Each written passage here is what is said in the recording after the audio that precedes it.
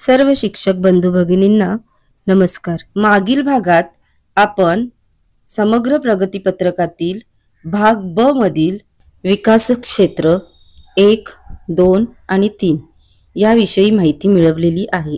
त्याची link description बॉक्समध्ये आपणास मिळेल। आज आपण विकास क्षेत्र 4 भाषा आणि साक्षरता विकास याविषयी माहिती मिळवूया।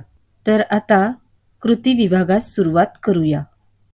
क्षेत्र क्रमांक 4 विकास क्षेत्र, विषय भाषा आणि साक्षरता विकास। इथे अभ्यासक्रमाची ध्येये 3 दिलेली आहेत।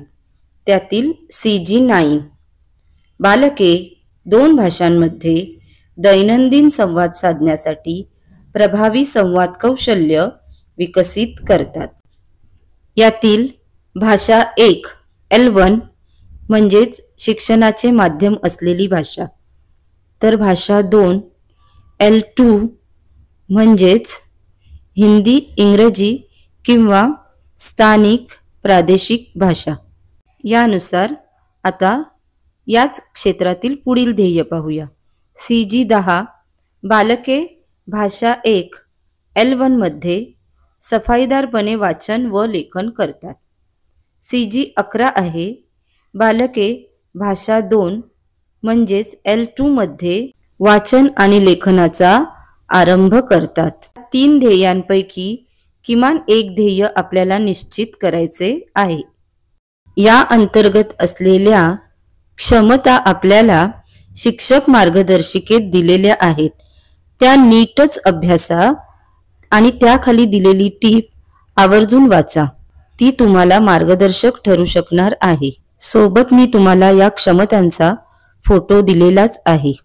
यापैकी मी निवडलेली क्षमता आहे CG10.3 भाषा 1 च्या लिपीतील सर्व अक्षरे व अवयव ओळखतो आणि या ज्ञानाचा उपयोग शब्द वाचन लेखनासाठी करतो।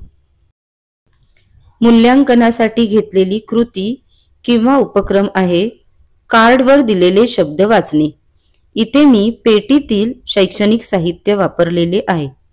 भाषा 1 च्या लिपीतील अक्षरांची व अवयवांची ओळख आपण करून दिलेली आहेच।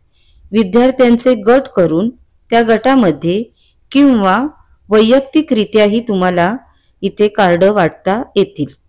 विद्यार्थ्यांना गटात दिलेले किंवा वैयक्तिकरित्या दिलेले शब्द वाचायला सांगायचे आहेत आणि शिक्षकांनी विचारलेला शब्द त्यांना ऐकून शोधायला लावायचा आहे।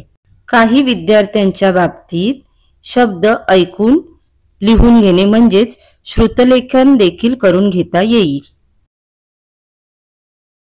मूल्यांकनासाठीचे प्रश्न। 1. हा शब्द मोठ्याने वाचून दाखव। 2. दिलेल्या 2 शब्दांमध्ये समान अक्षर ओळखून दाखव। 3. एखाद्या चित्राचे नाव शब्दात शोधून दाखव। आणि 4. 2 छोटे शब्द जोडून कोणता शब्द तयार होतो का बघ। आता मूल्यांकन निकष संच म्हणजेच रुब्रिक हा सर्वात महत्त्वाचा भाग। पहिली क्षमता आहे जाणीव जागृती। कामगिरीचे स्तर आहेत। निर्झर अंतर्गत इथे रुब्रिक तयार केला आहे। शिक्षकांच्या मदतीने काही अक्षरे व साधे शब्द वाचतो। पर्वत अंतर्गत रुब्रिक आहे बहुतेक अक्षरे व शब्द स्वतः वाचतो।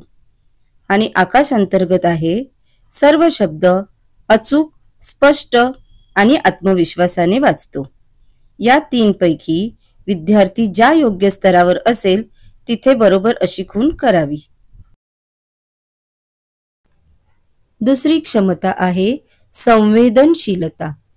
या अंतर्गत कामगिरी स्तर निर्झरवरील रुब्रिक आहे शब्द वाचतो पण अर्थ सांगण्यात अडचण येते।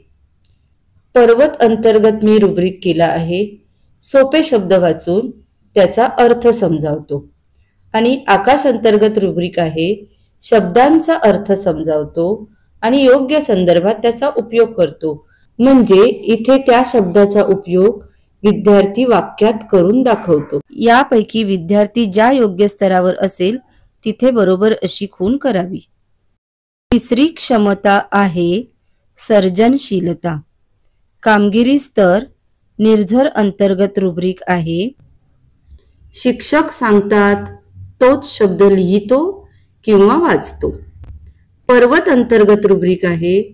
थोडे नवीन शब्द लिहायचा किंवा वाचण्याचा प्रयत्न करतो. आणि आकाश अंतर्गत रुब्रिक आहे. नवीन शब्द तसेच लहान वाक्य देखील तयार करतो. यापैकी विद्यार्थी ज्या योग्य स्तरावर असेल तिथे बरोबर अशी खूण करावी. यानंतर आहे शिक्षक अभिप्राय. हा विद्यार्थ्यांच्या निरीक्षणावरून वेगवेगळा असणार आहे.